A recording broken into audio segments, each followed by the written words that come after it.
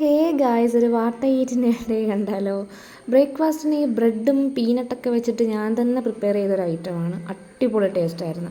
ഇതിൻ്റെ റെസിപ്പി അറിയണം എന്നുള്ളവർ കമൻറ്റ് ചെയ്യണം കേട്ടോ. നല്ല ടേസ്റ്റായിരുന്നു. നമുക്കൊരു ഹെൽത്തി ബ്രേക്ക്ഫാസ്റ്റ് ആയിട്ടത് കൂട്ടാം.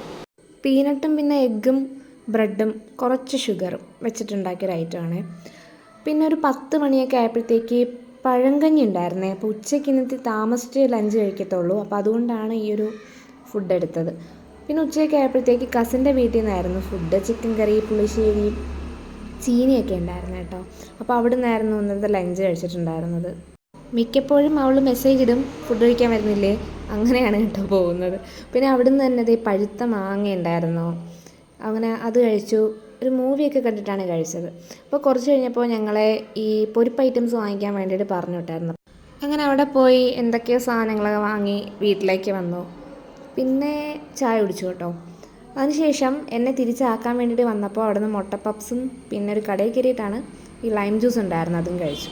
പിന്നെ ഡിന്നറിന് ഈ പത്തിരിയും ചിക്കനും ഗ്രേവിയൊക്കെ ഉണ്ടായിരുന്നു. അപ്പോൾ അത്രയേ ഉള്ളൂ. ടാറ്റാ.